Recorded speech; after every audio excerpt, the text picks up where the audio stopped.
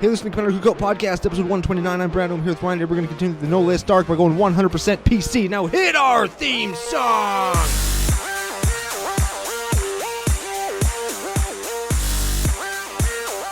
Hey, Ryan. We're back for yet another whirlwind adventure. How you doing? Good. What's going down? Whole ton is going down. We're going to get into the arc of the No List soon and in earnest, but first we have to thank our generous sponsor, face2facegames.com. They are Canada's biggest Magic store. They've got all of their core set 2020 up for pre-order. Are you interested in getting some? There's some stuff that I want. Most of the things that I want are to try out in Norrin, and since I'm a degenerate and I refuse to defoil that Norrin list, even to test, I'm going to wait a couple of weeks to see if some of the foil prices come down. I had an opportunity actually to get virtually everything I wanted from a couple of guys we were playing with at EDH&M. Oh, yeah? Last night, yeah, the guy opened, he had the Dragon, he had the new Chandra, he had the Red Cavalier, he had another Red Cavalier, and the other thing, I can't remember, the Respirator. All those things I wanted to try. And but not in foil. None of them were foil. So yeah, get out of here. Yeah, I don't know. Also, I've been trying to trade a life from the loam to this guy for a month. Yeah. Finally remembered to bring it. Didn't show up. Didn't show. Damn it. Stood you up. Yeah. He stood you up like your high school date. I was standing there in my good dress, in the rain, no umbrella. No ride coming to pick me up. I can imagine what that would look like. You're just under a streetlight and there's some just violin and piano music playing. Nope, violin and cello. Way better range than the violin. I love the cello. Cellos are really cool, yeah. Oh, yeah, the cello is a beautiful instrument. Did you ever see the, what's that movie called? The Perfection? It's about people who play the cello and then it... Perfection? That's not The Prestige? No, it's not The Prestige. It's not Poltergeist? Not Poltergeist. It's definitely The Perfection. It's not Titanic? It's pretty close. It's basically the Titanic. Put Titanic. It's like pterodactyl. It's a Titanic with wings. Yes. Yeah. Yes, okay. Man, if the Titanic had wings, we wouldn't be talking about it right now because it would have just flown out of that iceberg. It might still have. It would have been the first boat with wings. Yeah, I guess it would have been the world's largest cruise liner and an airplane. Now, yeah, airplanes are just bigger than cruise liners. They just haul thousands of people everywhere. Yeah, now we don't even care about that. Yeah, so we are not a amphibious vehicle podcast. We are not. We're not a movie podcast. We are not that either. We are not a cello or music-related podcast. If we were a cello-related podcast, we would still be CCO. Cello Cookout Podcast. Oh, man, every week there's a new... That's three in a row. New CCO, that's right. Mind you, I think one was on the pre-show. So it counts. Pre-showers will know what we're talking about. CCO Podcast. I'm counting it. I'm counting it. What are we? We are Commander Cookout Podcast, Commander the Gathering. Yeah. That's practically what it is now, right? I just thought of it as Commander the Gathering. I actually met somebody that was he played he hasn't been playing very long, but he's really into Modern, and Modern's his thing, and he's just dipping his toes into EDH. And it's what? People, what? What's this random piece of garbage from Weatherlight? Yeah. Welcome. Come into CCO Nation. Yes, welcome you. You want to see this goblin soothsayer? You just read that. It'll be, what's wrong with this picture? What happened here? Is this an altar? No, that's what Magic cards used to look like. Yep. It's a real conversation I had. That's so excellent. For anybody who is new to CCO Nation, or if this is the first time you've ever heard Commander Cookout Podcast, give them the social media coordinates. We're CCO Podcast and CCO Brando on Twitter and tappedout.net. We're commandercookout@gmail.com. If you're in a position to help the show grow, you can check us out at patreon.com/Commander Cookout Podcast. You can find us anywhere that better podcasts are found on the internet. That's your Apple Podcast, whatever the hell they're calling it now. Google Machine, Podomatic, all those places. We're also on Facebook and YouTube, where we'll get into why you should interact with our YouTube content in just a couple of minutes. Or if you want to see a more complete rundown of all the places you can find and interact with us, you can either check out the show notes down below, or you can check out our official home on the entire internet, commandercookout.com. That's right. And if you go to commandercookout.com, you will see the giveaways tab, and that outlines our latest giveaway, the Inalla/Kess deck. Kess deck from 2017, sealed in the box, Wizard Tribal. How do you win it?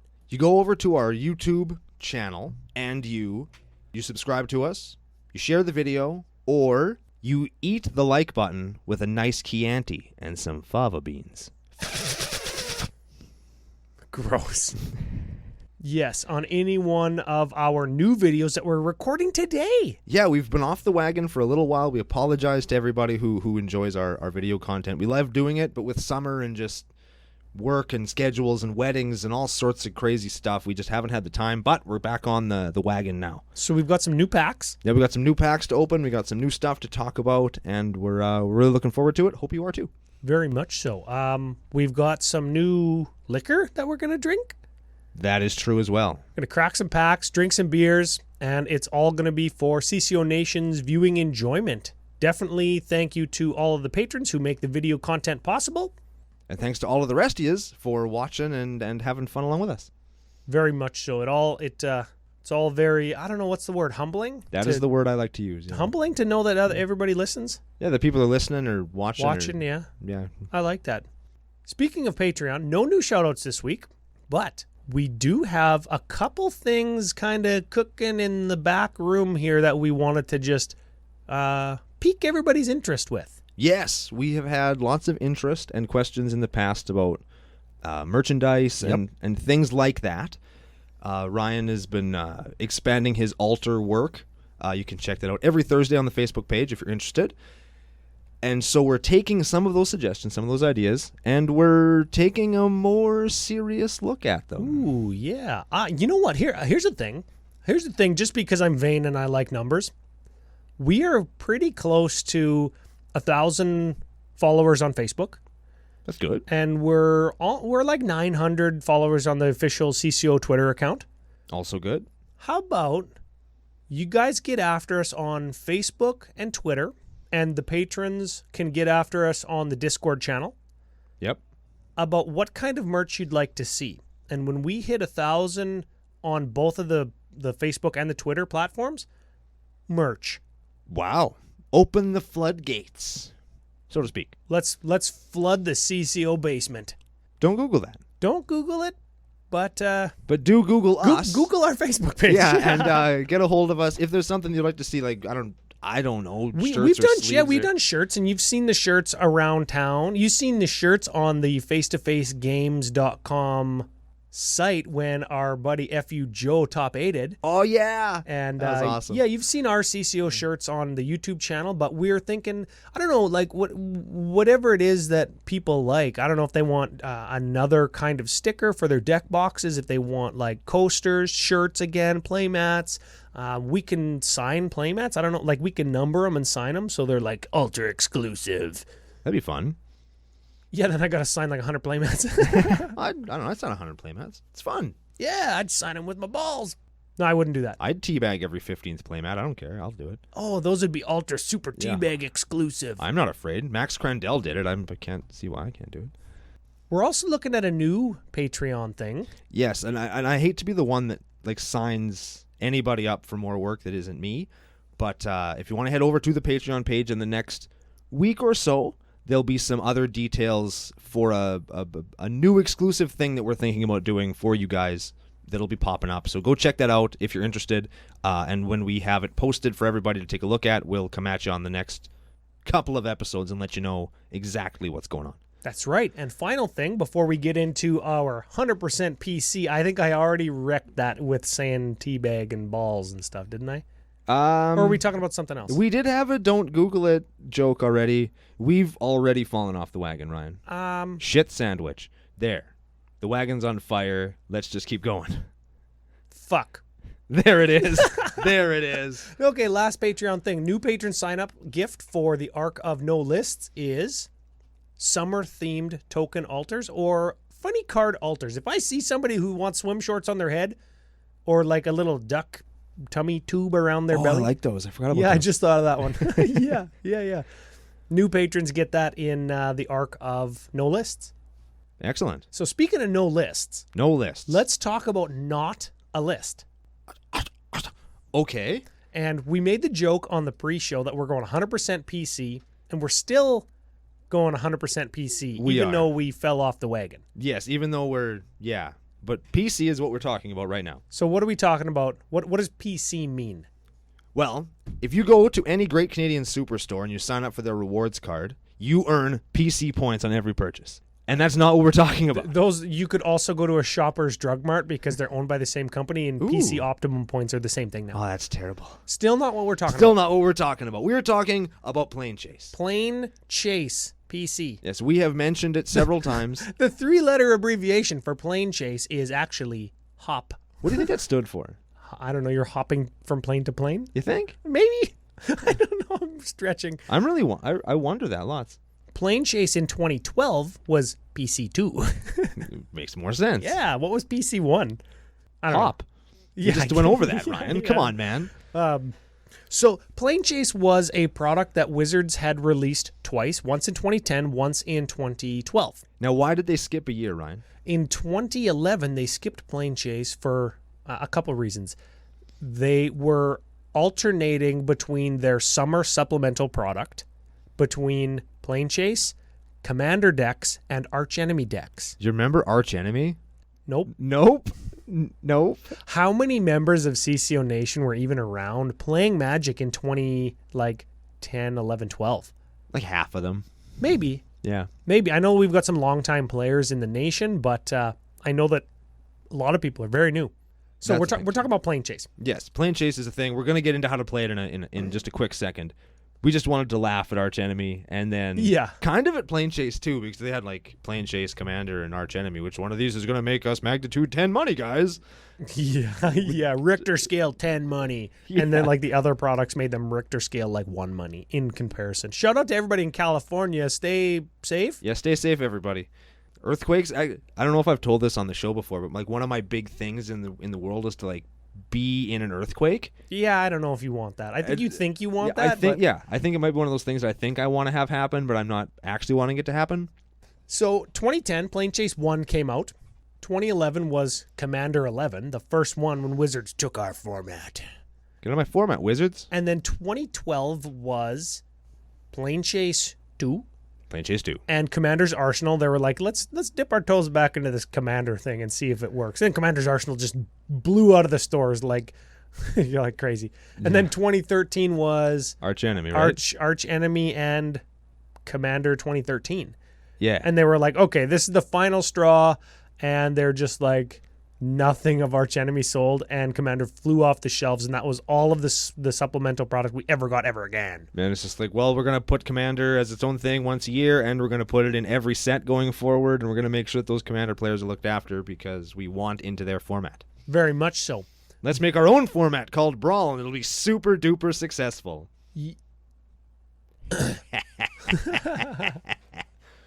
So, if anybody has never played Plane Chase, even if you have, we have our own very unique way to play it that I've never seen and never read about before. And we're going to describe that after we kind of go through what Plane Chase is and how it's kind of designed and supposed to be played. Almost like a little mini Plane Chase review. Sure. So, when you bought Plane Chase, you got a deck of 60 cards. There were 4 decks, right? There were 4 decks, and then there were 4 decks in Plane Chase 2. So a total of 8 decks. Yeah. And the product, when you bought it sealed, came with a pack of 10 plain cards. Now, these are like oversized cards. They're like the size of 2 Magic cards put together. Yes. So they are horizontal. They're like landscape orientation as well, where Magic cards are regularly portrait orientation. Yes. And each one has a static ability, or it it has an ability, and then it has a chaos ability. But we call it the shit. When you roll the shit, right? Yeah, it around our table, if you roll the shit or hit the shit and you call it chaos. I actually forgot it was called chaos until we went to record this episode. It just doesn't happen. It doesn't happen. No. Yeah. You wasted your roll, you wasted your mana. Get good, scrub. Yeah. So read us a plane, and we'll maybe talk about the anatomy a little bit for anybody who's interested. Just quick, because we're going to go into a couple other things after. Okay, we have Academy at Teleria West. That's the name of the plane, and it's on the plane. Dominaria. And it says that right on the plane card. So which is neat. You know where you are. Yeah, which is very cool. Totally cool. There's places we've been. There's places we hadn't been at the time. There's places we hadn't been but have been now. Yeah. There's lots of cool stuff in Plane Chase. I really dig it for that. Okay, so the static ability of Academy at Teleria West is, at the beginning of your end step, if you have no cards in hand, draw 7 cards. Then, if you hit the shit, whenever you roll the shit, discard your hand. Oh. So each plane kind of has like its own tie to whatever world it's on. There's planes for like the different provinces in Innistrad. There's planes for like the capital buildings of all the Ravnica guilds. Yeah, there's like, 5 or 6 Ravnica guilds, I think, is in here? Oh, there's probably more than that. There's lots of them anyway. There's planes for each of the shards in Alara. There's Mercadia. Yeah, so there's all kinds of different planes for places that we have been or want to go. Yes. In addition to that, in 2012, Wizards released things called phenomenons. So when you hit a phenomenon, we'll talk about what that means in a minute, but when you hit a phenomenon, it just happens, and then the card is used and it goes to the bottom of your plane or deck. And they do something crazy, like Chaotic Ether. When you encounter Chaotic Ether, each blank roll of the plane or die is the shit until you walk away from the plane you're currently on. Yeah, very much so. So you talked about the planar die. So what does that mean? A planar die is a 6-sided die that has on one face a planeswalk symbol. I think it's just the Magic the Gathering symbol, right? Yeah, like that 5-prong fork-looking symbol. Yeah. Yep. And then on the opposite side of the dice is a little kind of swirly circle thing. It looks kind of like a yin-yang. Oh, yeah. And that's the shit. That's the shit, or the chaos symbol. The shit. So when you roll the die and it lands on one of the 4 blank sides, it doesn't do anything. Right. And you just, that's fine. If you hit the planeswalk symbol, you get to move to a different plane. If you roll the shit, then you get the chaos effect that's printed on the plane that you're currently on. Correct. So that's, you can roll the planar die anytime you could cast a sorcery, like main phase, stack is empty. You get 1 per turn, and then you could roll again at the cost of 1 extra mana. So your first roll is free, your second roll costs 1, your third roll costs 2, and so on and so on. Etc. Yeah, that's right. So you bought the planar, or you bought a Plane Chase product. You and I both have one. 60 card decks, we shuffle them up. We both have a 10 card plane. I roll the planar die, we go to my plane. You roll the planar die, we go to your plane. If you planeswalk. If I roll it again, we go back to my plane, but I flip the next plane over, and that's the one that we go to. Yeah, the one that you're on, you flip it off of the top of the stack and reveal the next one on the top of stacks. You go from, let's just say, Academy at Teleria West to Bant. Bant has too many words on it. Let's go to a different one. Astral Arena. And then instead of end of turn, draw 7 cards or discard your hand, you have no more than 1 creature can attack, no more than 1 creature can block, and if you hit the shit, whenever you roll the shit, Astral Arena deals 2 damage to each creature. Yeah, so the original intent was for you to build a deck. Remember, this was like before Commander was a real thing, or EDH was a real thing, right? Yeah. You build a deck, and you have all of the plane cards, and you just match the plane's effect to the kind of deck you're playing. Yeah. And I don't think anybody ever did that in the history of Plane Chase, except for at the launch party. Agreed. I feel like that never, ever happened. That's right. So what did people actually do? What people actually did was they took all of the planes that they had, shuffled them together in one giant stack, put that stack in the middle of the table, and flipped over the top card. Yeah, and there are 85 planes, if you count the promo ones and the phenomenons. Yes. So you would just go around the table rolling, instead of having like 10 planes that benefit my deck and 10 planes that benefit your deck and 10 planes that benefit F.U. Evans' deck. It was just a fucking crapshoot. Yeah, it was just a shit show, and you'd flip it over and you'd go somewhere just totally horrible, because there are some planes that are terrible. Terrible. That's right. Should we give them an example of a terrible one? Yes. Like the Aeon Fog. The Aeon Fog is a plane in Equilor. Have we been to Equilor yet? We have in the novel Planeswalker. Urza goes there. It's near the edge of the multiverse. There we go. That's handy to have Ryan around. When you're on the Aeon Fog, players skip their untap steps. And then when you hit the shit, you untap all permanents you control. So you could Planeswalk, to the Aeon Fog. Shit. Go. Then you roll nothing. And you tap out to like try and get off the plane, right? And then somebody else goes, they tap out to try and get off the plane. And then I go, roll the shit. Like 1 roll of the die, my free roll, boom, untap all my stuff. Yeah. my one roll, like my one cost roll away. So all your guys' stuff is tapped and I just got to untap. Like, it's miserable. Yes, the plane chase that way can be a beating. So, that being said, we have tried a couple different ways. Yeah. So, the first way was, and I wish that I could remember the article who wrote it, because I think it was on the actual official website for Magic the Gathering, the mothership website. They called it the Eternities Map way to play. Yes. So imagine you've got all of your planes, all 85 of them. We have 90 because we have 5 custom ones. We'll talk about that in a minute. Got all 85 planes in a stack. And then you've got the 4, what are they, cardinal directions, north, south, east, west? Right. You've got 4 planes flipped face up, north, south, east, west of your planar pile. And you can go north, south, east, or west when you roll the planeswalk.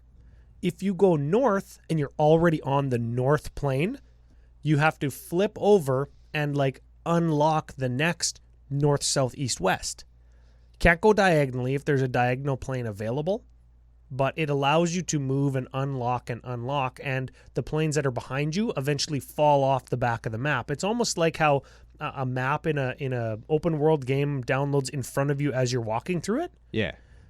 The problem with that, though, was it took up so much damn space. Yeah, if you get lucky with the planeswalk and unlucky with the planes you land on, it just your whole table gets full of planes.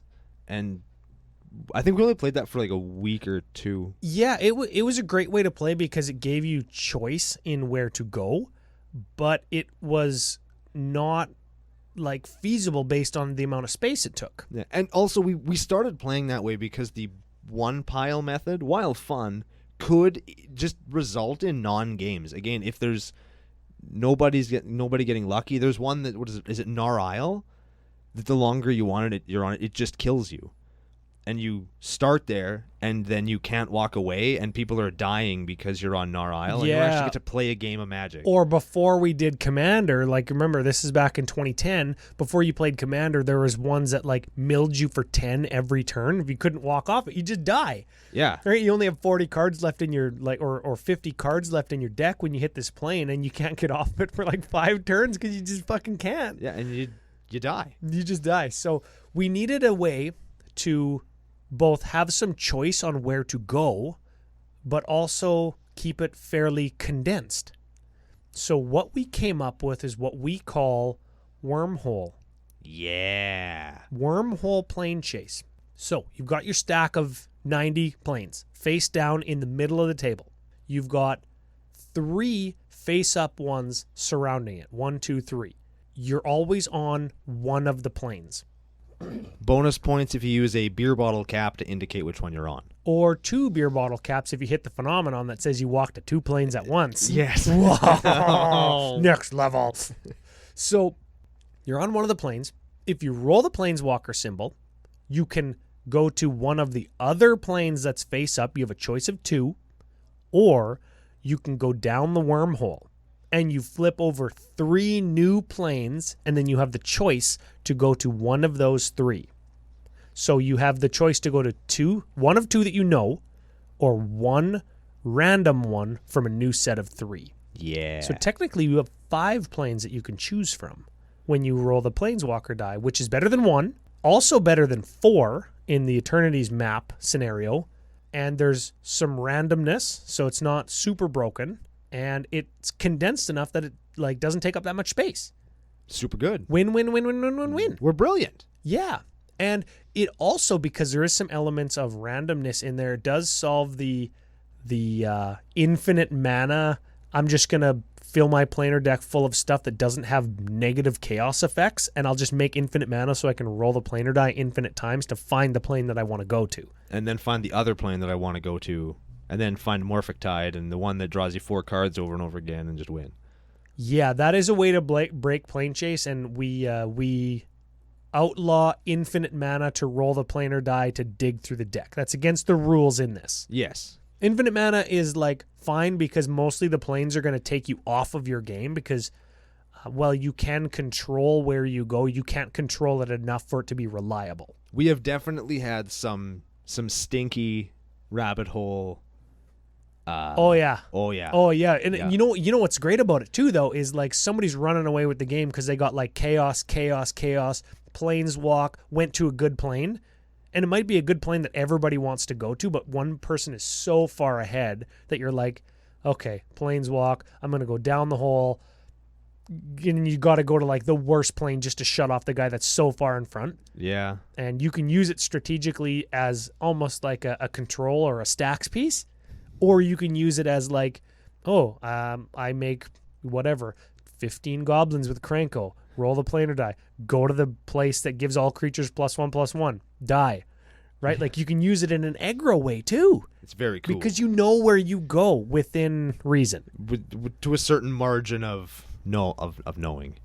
Yeah. And the only other thing about the wormhole or the rabbit hole method is that when you flip over your 3 planes, if you go down the hole, and you flip over a phenomenon, that phenomenon happens, and you resolve all the triggers that are a result, and then you flip over another plane. So you still have 3 new ones. Yes, and if you flip over a bunch of phenomenons, they all happen. Because somebody didn't shuffle good enough? Yeah. They all happen, and then you just keep flipping until you have 3 new planes. We've definitely had, I think it was like draw 4 cards, destroy all creatures, and then warp world, and then we ended up reverse the game's turn order. Yeah. It's like, fuck, I didn't get a turn. Holy shit. That's the worst one, hey? Like, it's going to be my turn, the best turn. Oh, reverse the game's turn order. Oh, no. So that is how we play it. Wormhole, rabbit hole, butthole, whatever. That's where we go. And it is...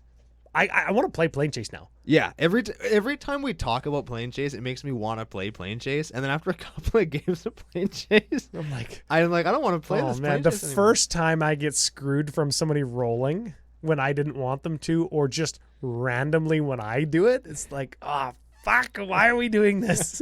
And I think it's like the funny nicknames. Like, why do we want this? Yeah, why do we want this? And we'll get into why that's a thing, I think, later in the show. Because I think when we were playing it initially, the planes, they fucked us way less initially than they do now. Like, Plane Chase interactions do a lot more damage to us now than they did before. Oh, yeah. I guess we can talk about it now a little bit. I mean... decks are a little bit more pinpointed and streamlined now, and the strategy a deck employs is, I don't want to say on rails or on a script or whatever, but because decks do a certain thing and they do it very well now, if you go to a plane that just doesn't let that deck do what it does, it just totally shuts the deck off. Yeah, or I mean, maybe you'll go to a place, like the one that we like to play on lots is called the Maelstrom. Yep. Well, I'll just tell you what the Maelstrom does. The Maelstrom's on Alara. And it's the center of Alara, right? Like where all the planes are converging to? Yes.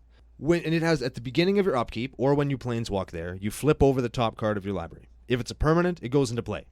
So good. If not, it goes on to the bottom. You hit the shit, you take something from your graveyard, put it into play. So holy shit. Yeah, so it acts as kind of like almost like a cascade effect. Sort of, yeah. Yeah, you just get a permanent if it's on top of your library, or it's in your graveyard if you roll the shit. Yeah, and there are some decks now that just... Because EDH doesn't just play like it doesn't just play Croshan Tusker and Crawworm and shit anymore. You're just like, I get this big, huge, cool thing. It's like, I'll flip this over and I'll get a 1/1 utility creature, or I'll get my Intruder Alarm, or I'll get... No. I'll flip this over and I'll get my Heroic Intervention. I'll flip this over and get my Tef's Protection. Yeah. No, you don't get it. It goes to the bottom now. Yeah, sorry, no Tef's Protection for you. A nice rift, asshole. Like... So and there's just lots of it doesn't work equally across everybody's decks like they used to. Like if I'm playing Norrin on the Maelstrom, I'm just gonna get my asshole just turned inside out like a fucking grocery bag.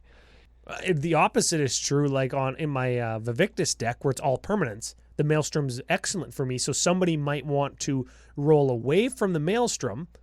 And then that person who rolled away just gets beat to crap. Yeah, it's just because everybody still wants to be there because they have like this memory of when the Maelstrom used to be really good. Yeah. Right? They don't even know that it's not good for them anymore.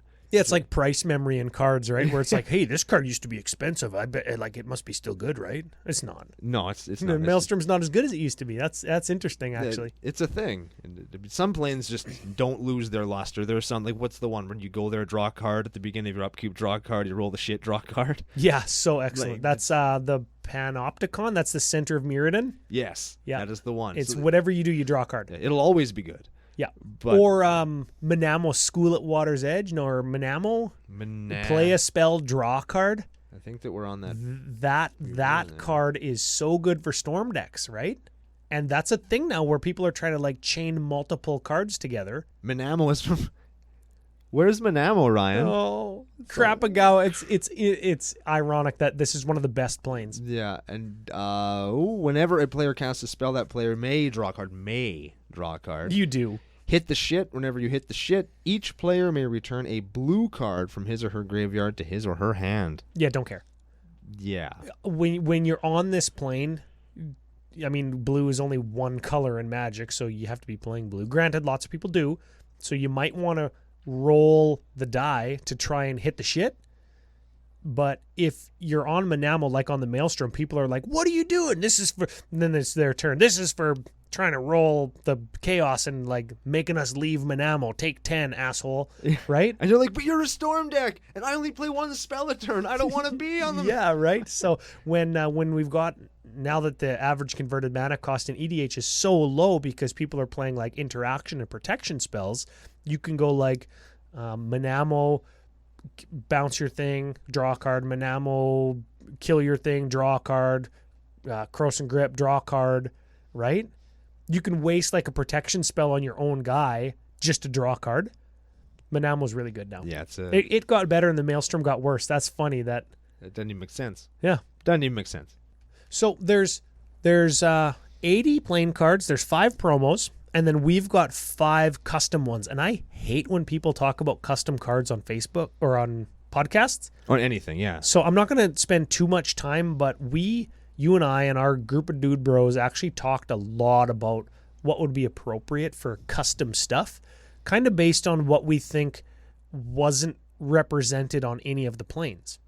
Yes. So we've done some homework, done some research, and had the dialogue. I think that's what's important in Commander groups is we were all in on communication, it. Right? It wasn't like I built one and you built one and Jesse built one that we just thought would be fun. Like we all sat down together and like, what don't the planes do? Let's do that. And my favorite part about them is like myself and FEG off, we've both read a ton of the classic Magic novels like Brothers War, Planeswalker, like the Urza block and the Thran. And so we built planes based on Magic history. Caves of Koilos. Koilos is a place.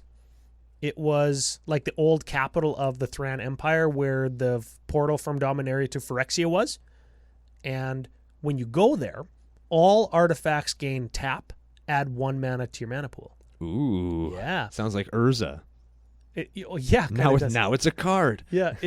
The flavor of it was like when you go there, all your artifacts get activated because it's like a source of magical power on Dominaria, right? Right. Or like the Power Stone that was holding the portal shut to Phyrexia was giving off so much power that it just activated all your artifacts. If you roll the shit there, you search your planar deck for the first sphere. That's flavorful because when you leave Caves of Koilos, or when you leave Koilos, you go to the first sphere. That's where the portal to Phyrexia is. It takes you to the first sphere. We invented these planes while we were playing the Singleton Flip Go. That's right. Thing. That's right. And when you go to the first sphere, all creatures get -1/-1. Brutal. Yeah, so it's like, yeah, you wanted to see what Phyrexia is all about? Yeah, eat a bag. Yeah. Right? That was one of them. The Blind Eternities is like getting stuck in between planes. We made that one up. Yeah, you basically Tef's protection yourself. Yes. And you have nothing, so everybody just rolls once, and whoever wins the die roll basically gets to restart the game first. That's right. You exile all permanents from all zones, and you just roll the planar die. You don't hit the planeswalk. Next, you have to say go. You have no mana, nothing. Yeah, you have no hand, you have no deck, you have nothing. Yeah, I think you even empty mana pools when you exile everything. You empty mana pools because you can only roll at sorcery speed. So you empty your mana pool. You can't even add mana to your mana pool when you go there in response. Yeah. And then everybody just rolls once, and the first guy to hit the planeswalk or the chaos ability is like leave the plane. Yeah. You get all your stuff back. And then it's like your turn just started, except you miss your draw. So that's the kind of stuff where it's like flavorful. We talked about it, and it's really fun. So we have, I think, 5 of those. Yes, they're very cool. So anything else you want to say about like plane gameplay or the planes themselves? I think we got it. If you want to look them up, they're a little bit tricky to find on like newmagiccards.info. Scryfall. Yeah. Yeah. Whatever, because they have such a... Everybody's so high on Scryfall's search engine capabilities and stuff, and I don't know, maybe we're just Luddites and don't know how to use it, but I don't think that's what it is. We I hate it. We searched for plane, and it didn't give us 2 of them. Give us 78 of them. We searched in the sets that are called the planes, and there's still 5 missing. Yeah, there's 80 of them, but there's actually 85. Yeah, like if Scryfall's listening, get on it. You know what I don't want? I don't want anybody, F you, Evan, to like send us, here's how you do it, and here's a listing of all the planes. It's too late. We've already recorded the episode. Yes. But if you want them, I think that you could probably go down to an LGS of bigger than small size. You could probably still pick up a Plane Chase Anthology for like $25. Plane Chase Anthology. That's what I did, and you get 4 of the original planer decks, and you get all of the planes, including the promos. Really? Yeah. Oh, I was going to say, like, I think you can just buy them for like $2 a plane, but then you're spending like $160. Yeah, then you're spending some big money. So that's probably the most efficient way to get them. Plus, you get some cool life counters and... Oh, I got this. King of the Segway. Okay. King of the Seg. Yeah. Don't Google that? I'm fine with that. Okay, yeah, Google it. King of the Seg. If you were to pick up Plane Chase Anthology, you get some of the cards that came in the Plane Chase decks. There it is. And we have not only a listing of the reprints that were in there, but some of the prolific new cards and all of the commandees that were included in Plane Chase 2012. There are some cool cards that were in there that you don't even...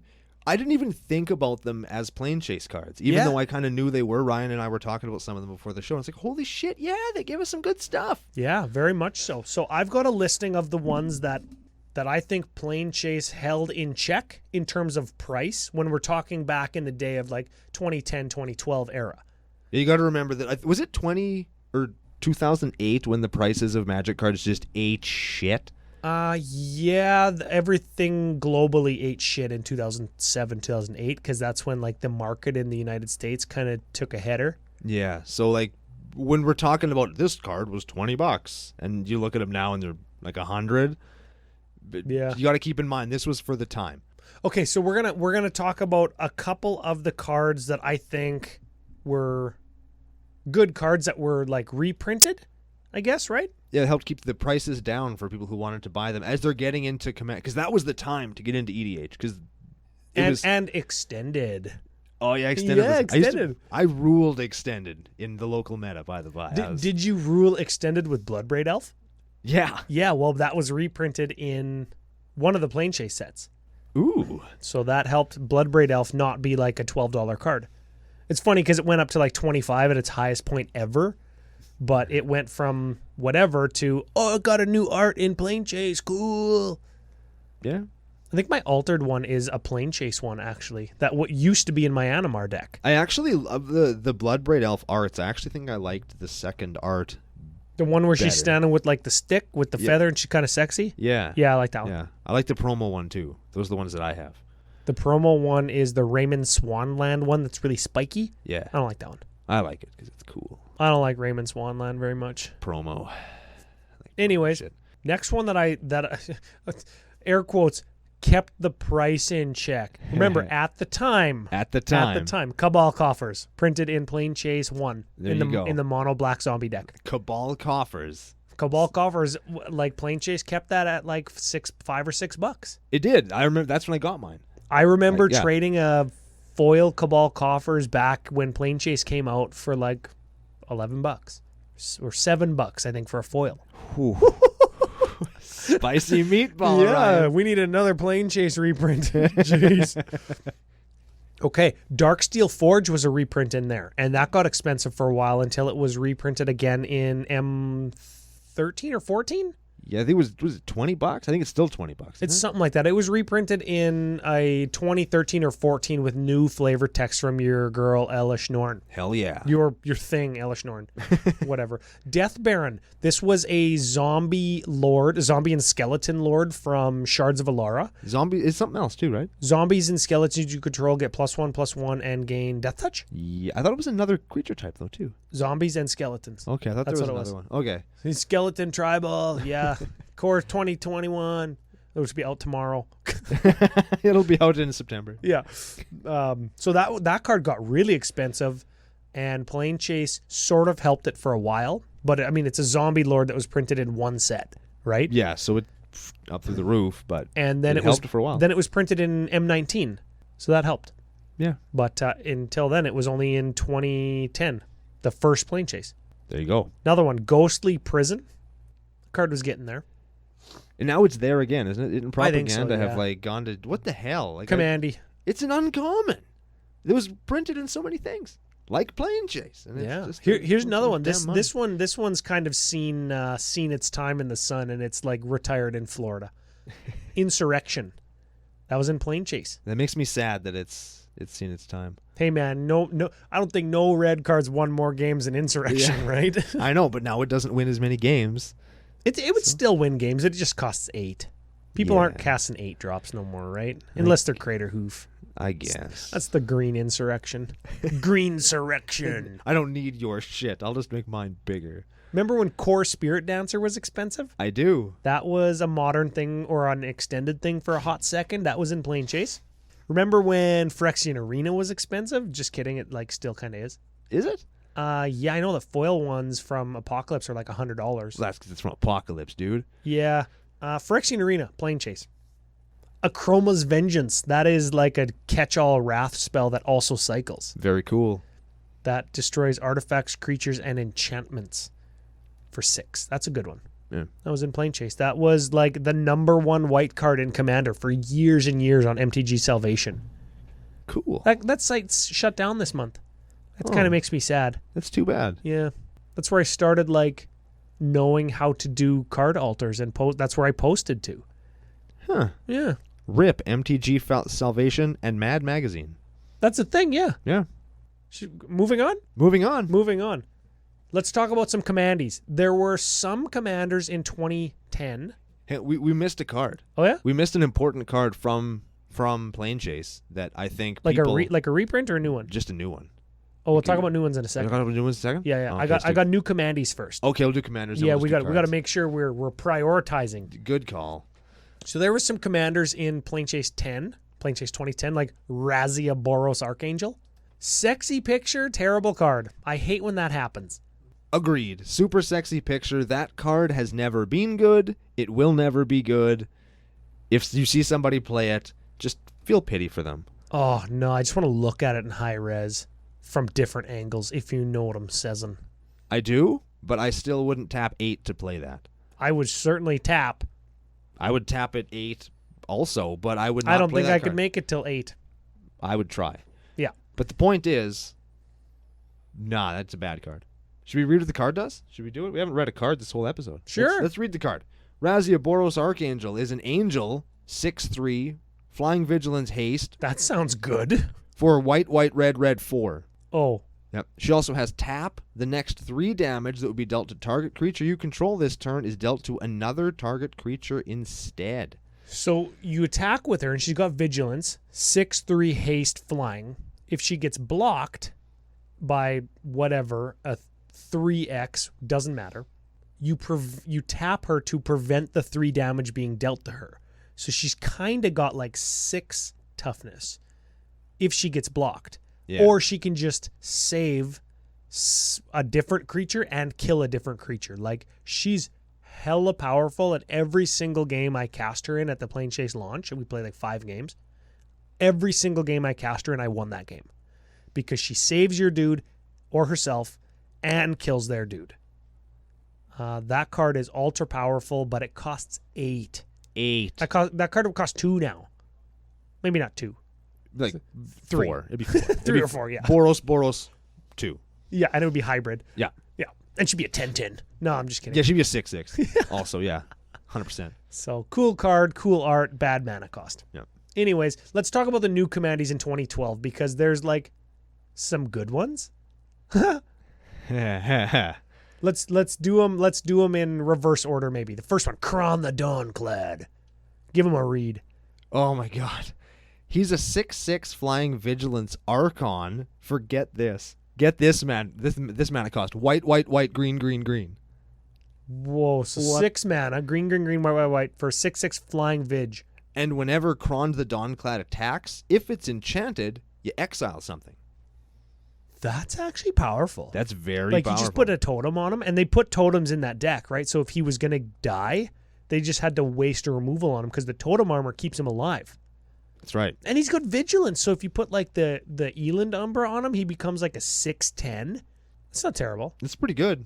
Put the Bear Umber on him, he'll attack. He's a 9/9. He attacks, untaps all your land. Yeah, like that guy's done some work. I think that the Archon, the Krond guy, he's done some work. I think people forget about him because like when the Tuck rule changed, Voltron kind of just wasn't a thing as much anymore, and Voltron strategies typically aren't what people are looking to do. Voltron was a thing, and then they got rid of Tuck to like make people not have the feel bads, and by that time Voltron kind of just fell out of favor. Yeah, and there was better Enchantress style commanders since then, I guess, right? Yeah, like Uriel the Miststalker, I think, is the big one. Yeah. There's the Bant ones now, like from Commander 2018, like the bald chick that's got like the masks.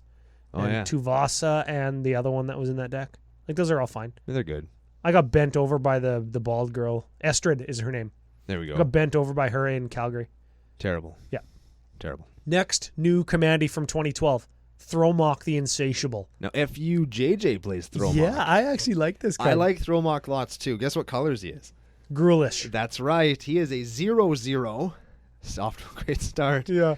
Hellion for red, green 3, and he has Devour X, where X is the number of creatures he devours. So you devour 1 creature, he's a 1/1. You devour 2 creatures, he's a 4/4. 3 creatures, he's a 9/9. 4 creatures, he's a 16/16. 10 creatures, he's 100/100. That's the situation. So you take the number of creatures he devours, and you times that by the number of creatures he devours. Yep. So it's right. It both teaches you how to win at Magic, how to play giant dudes, and how to do mathematics.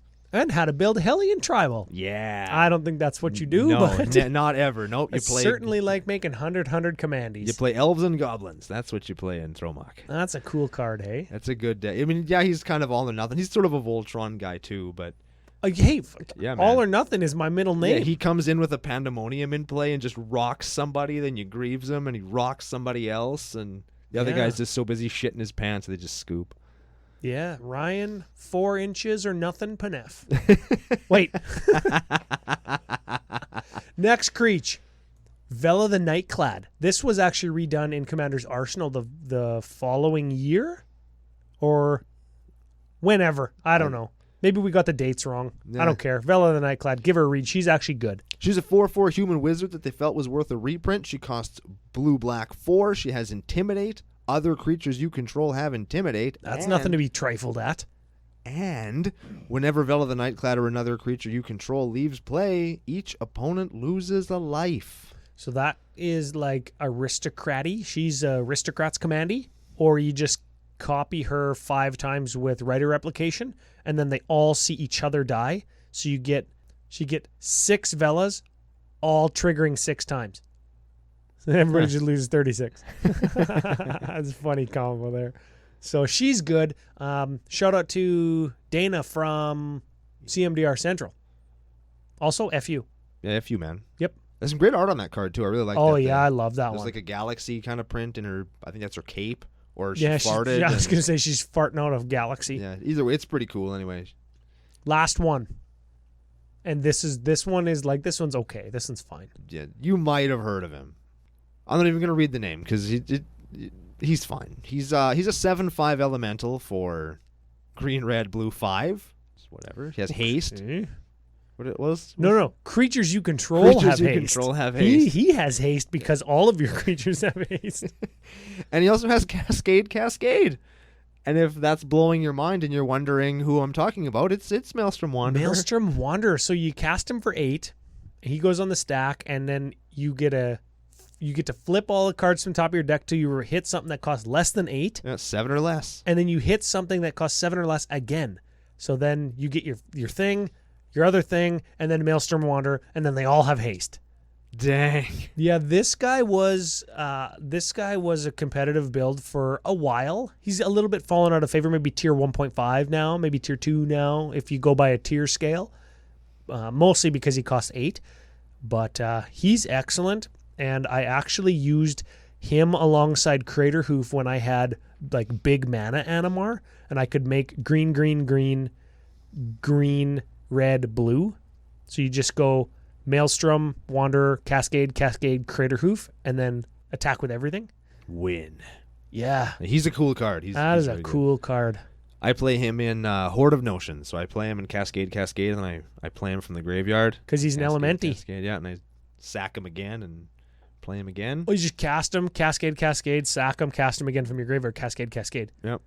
Fist of Suns, baby. Not terrible. Always gets you there. So those are the new commanders. I like all of them.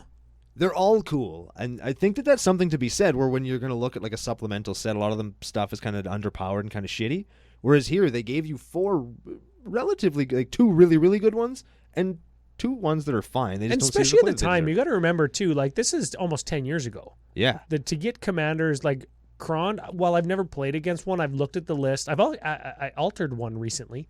He was powerful. Thromok is certainly powerful, especially when people mix him up with like flings and stuff. Yeah, Thromok is a house. You just play aggro, or wait for somebody else to die. Then it's like Thromok, devour 5 guys, fling them. Thromok again because you're playing green, right? Thromok again, devour 5 guys, fling them again. Yeah, or devour a whole bunch of guys in Chandra's Ignition or whatever. Oh, yeah, that's cool too. That's one of my favorite cards. He's a good guy, man. He's not a good guy, but he's a fun card. Very much so. So I've got one more section that I wanted to talk about, and this is new cards or prolific new cards from Plane Chase. The 2 Plane Chase sets. So this is what Plane Chase gave us that we use like maybe in other formats or that's been good in Commander. Besides those 4 commanders we've already talked about. Yeah, besides the Commandees, I guess, and the Planes, of course. Get this. Your boy, Beetleback Chief. I forgot he was from Plane Chase. Originally from Plane Chase, only ever printed in like dual decks or commander decks. Very cool. So he's a 2/2 for red 2. When he enters the battlefield, you get 2 goblins coming in beside him. He's like a shitty gangbang commander. Yeah, so he's 4 mana for 3 dudes. 4 mana for 4 power, really, but it's the 3 dudes that you care about. Yeah. So he's cool. Next one I wanted to highlight, get this, Dragon Lair Spider. Yeah. Yeah, hey, give that one a read. Dragon Lair Spider is a 5/6 with reach. It's a spider, obviously, for green, red 2. Whenever an opponent casts a spell, you get a green 1/1 insect creature token. Whenever an opponent casts a spell, you just get a free dude. Yep. And it's a 5/6 with reach. It's pretty good. That is a solid card. This was a hot commander card for a good long while. It still is good. It just costs slots. Yeah, it was in Commander Arsenal and foil. I think that's the only way to get a foil one. Neat. Yeah, sounds good. Yeah. I think people forget about her, and maybe we should see her coming back. Yeah, very much so. Ethereum Horned Sorcerer is the next one. Now, this one's been reprinted a couple of times, I think. Yeah, this one was in a Commander product, and it was in one of the decks that was reprinted in anthologies. So he's 3/6 for 6. 2 of those 6 are blue or red. And he has 1 blue-red, return Ethereum Horned Sorcerer to its owner's hand, and he also cascades. Yeah, so there's some bounce shenanigans you can have with him. Or, you know what I like is cascading off of your Ethereum Horned Sculptor into like a Venser or something that removes a spell from the stack, like bounces it back to your hand. So you could cascade into a Venser and then just bounce your guy from the stack and then you can play him again. I think that works. That's got to work. I think that works. That's got to work, right? So he was cool. Not a whole ton of play, but a Cascade card for the Cascade people. What creature type was he again? Minotaur Wizard. Okay, so he fits in Wizard Tribal. Yeah. He's got a relevant creature type and then a creature type that people really want to be relevant. I think that Minotaurs are going to be the new bears. I don't know. I'm throwing that into the ether. I think that Wizards is going to start seeding Minotaurs. I hope so. People can play their didgeridoos. Yeah, get your didgeridoos now. There's that new Minotaur. Whenever you discard a card, whenever you discard a card, he deals damage. Yeah. Yeah, that's a Minotaur from M20. There's Minotaurs. I'm telling you. Yeah, I'm telling good. you. Keep your eyes out. Okay, I'm skipping one, but I'm going to come back to it. I want to talk about next Mass Mutiny. This was a fixed insurrection. Remember we talked about insurrection being so good or too good back in the day? Yes. It is a sorcery for red 3. For each opponent, gain control of target creature that player controls until end of turn. Untap them, they gain haste. So you gain control of one creature per opponent for 5 mana instead of all creatures from all opponents for 8 mana. It's way worse. It's way worse. It's exponentially worse. It's but it costs 5 and you still get their best thing and you can probably still kill somebody, especially if you like steal 3 creatures and somebody only has 1 creature. You steal their 1 creature, then they're totally open. You just attack them with everything. It probably still wins. It probably still kills people. It doesn't win games, and that's how they made insurrection more fair. I guess. Yeah. It's fine. You know what? I think I played it in Bryon Stoutarm for a while, but then I cut it for like something that steals for 3 mana, so I'd still have like red left over to fling. Yeah. That's fine. It's fine. Get this one. Next one. This is Voltron. It's kind of fallen out of favor, but I want it to make a comeback, goddammit. Okay. Sigh of the Shinobi. Sigh of the Shinobi. I think everybody forgot about this card. Sigh of the Shinobi is an equipment for 1. Equipped creature gets +1/+1. Whenever a creature enters the battlefield under your control, you may attach Sigh of the Shinobi to it, and it equips for 2. So it equips for free whenever you cast a creature, if you want. And it gives +1/+1, and it comes down on turn 1. It's cool. It's cool because I think there's enough equipment that equips for free, like Hero's Blade, Sigh of the Shinobi, things like Bone Saw, Grafted Exoskeleton, Grafted War Gear, equips for 0, gives +3/+2. I think there's enough that you can just play your, and then all the ones that equip to a creature type for free. That's your Thornbite staffs, Yeah, and your Obsidian battle axes and stuff. Yes, those are them. If you just drop your dude and like equip 3 or 4 equipments to him for free or automatically, boom, take 10. And then you're like maybe on a 2-turn clock with your commandy. It's pretty good. Yeah, I know that used to be a way to play. Yeah, back in the day. That's how my Rorik's Bladewing deck operated, and that was reprinted in Planechase 1. Yes, it was. Yeah, that's funny. Okay, last 2, and then we're going to talk about the final one.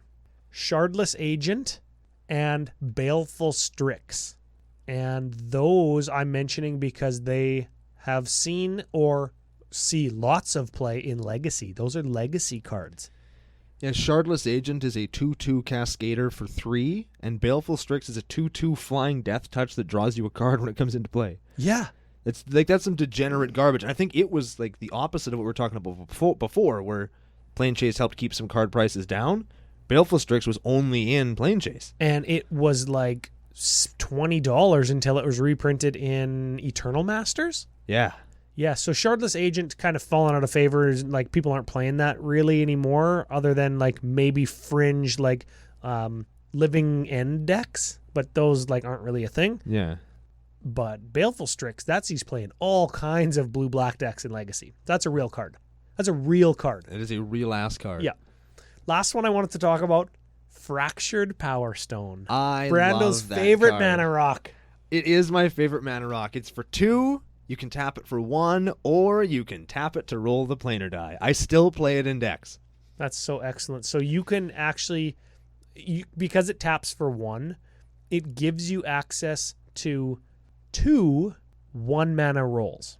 So you roll for free, the planar die for free.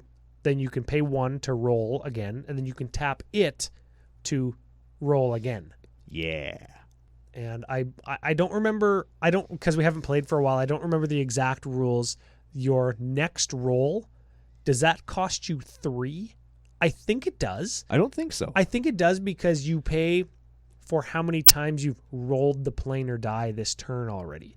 So it costs you 1, or it's free, and then 1, and then your Fractured Power Stone 1, and then 3 because you've rolled the planar die 3 times already. Sure. So that's a fun card, and it goes in Planechase decks, or it goes in Commander decks in general, just because it's a 2-drop mana rock that gives you 1 mana. It's not a bad card on its own, really. It comes into play untapped. It's a rock.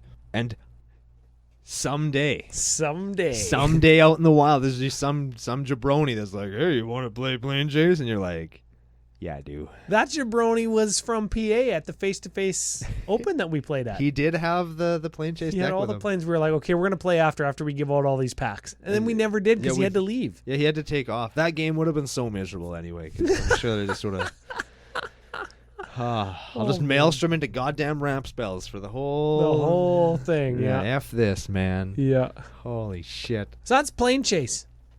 Do you have anything else that you think CCO Nation would find relevant with regards to Plane Chase? Of course I do, Ryan. We have Card of the Week. That's right. Hey, this isn't a set review show, even though it feels like one. So I guess Card of the Week. Card of the Week. What do you got? Do you want to do a plane of the week and a card of the week? Yes, I do. I'll do the plane, you do the card. Sure. Plane. Maelstrom. I knew you were going to say it. We talked about the Maelstrom lots. I know, but I think it's the one. Or total vanity pick. Phenomenon. Morphic Tide. So that's the one where you draw cards? Nope, that is that's the one where you warp world. That's warp world. When you encounter this phenomenon, shuffle all permanents on the battlefield into your library, then reveal that many cards. Yeah, everybody shuffles their board state into their library, reveals the number of cards they shuffled in that way, and all the permanents go into play. Dang. Both of them are totally exemplary of the casual nature of the Plane Chase format, and they get better the more casual your deck is. And I think that's pretty cool. Excellent. Okay, I got two as well. Okay. I got two. Okay. My first one, Razia Boros Archangel, just because she's sexy and I want to see good Razia built. And it's a strong card in a casual deck. I dig that too. Yeah, okay. My plane this week is going to be another one that we've invented. And shout out to us. Shout out to me in particular because I'm vain and selfish and self-absorbed. Shout out to me in particular because I invented a plane that became a real plane. Talon Gates. I invented the Talon Gates, and then they printed a Talon Gates plane in real life. And the thing that our Talon Gates does, they did that on Ramos Dragon Engine. Basically. Yeah, sort of. Okay, first, read the real Talon Gates, just for a frame of reference. Talon Gates, Dominaria. It's another Dominaria plane. That's cool. Anytime you can cast a sorcery, you may exile a non-land card from your hand with X time counters on it, where X is the converted mana cost of the spell. If the exiled card doesn't have Suspend, it gains Suspend. Then if you hit the shit, whenever you hit the shit, remove 2 time counters from each suspended card you have. So this is what I've seen. This isn't my card of the week, by the way. This isn't my plane of the week. What I've seen is Talon Gates. Suspend my whole hand. Roll away to a different plane. Yes, I've seen that before. My Talon Gates are the ones that we invented. Was Talon Gates on Dominaria. The picture was even basically the same. The picture was the same. It had the big Kraken horns with like some color in between them. When you're on our Talon Gates, at the end of each step and phase, any unused mana in your mana pool empties, and you take that much damage. That's mana burn. Mana burn. We brought back mana burn. We're bringing mana burn back. Razzie is bringing sexy back, and Talon Gates is bringing mana burn back. When you roll the shit, because it was a Nicol Bolas thing, right? The Talon Gates is how he gets to like the meditation realm or whatever. When you roll the shit, add red, red, red, black, black, black, blue, blue, blue to your mana pool. Yeah, and hope to God you can use that shit. Hope to God you can. That plane got a lot higher stakes in Commander when you weren't playing a Grixis color deck. I feel, because you can use that mana to roll the dice, and I think I remember once where somebody like had so much mana accrued from hitting the shit but not walking away. So excellent. They just gave up and died. Yeah. Okay, I've got 9 mana, 9 Grixis mana, but it was like a Selesnya deck, right? Yeah. Okay, my 2 roll. Oh no! Now I have 16 Grixis mana. 16 mana. Okay, my 3 roll. Go down to 13 mana in my mana pool. Oh shit! Now I have 21 mana. What do I do? Oh, I guess I just die. And it went up to like an obscene, and they're like, you know what? He hit the shit like 5 times. Yeah. He had so much mana in his mana pool. And then he just didn't want to roll anymore and killed himself. Yeah. It was very funny. Yeah. So that's my card and plane of the week. I like it. Yeah. So that's Plane Chase. If you can pick it up yourself, do it. If you know somebody that has it, or if you're a play group that wants to try it, pool together and buy them all. It's inexpensive. You know what? Let us know on Discord, Twitter, Facebook, wherever you reach out to us. Let us know if you want us to bring the CCO pile of Plane Chase to Vegas. We can do it. We have room in our bags. Yeah, you know what I'm going to do too? We've got some crappy planes that we hate, and we've got some phenomenons that we always skip. You know what I'm going to do? I'm going to print some custom so they go in the sleeve. When you encounter them, you get a free planer roll. It's like a planer wild card. Ooh. Or like you get a free planeswalk when you encounter it, and you can just save it. Or you get a free chaos card that you can just cash in for whenever you want a chaos. And you can just cash it in. That's what I'm going to do. That's the next evolution of our Plane Chase. Look at us go. We're still inventing and still growing. Yeah, so that's what I'm going to do for maybe Vegas if we end up bringing it. And if you're looking for the planes, I think you can get them from facetofacegames.com. They're Canada's biggest Magic store. Definitely you can. I've checked. So let us know if you want us to do that. Let us know anywhere that you like, if you liked this show and are excited to hear what else we're going to talk about on the next episode of Commander Cookout Podcast. Hit our theme song! This is so fun. Oh, a brand new Magic the Gathering experience. 5 stars. New York Times bestseller. Guess I'll just die.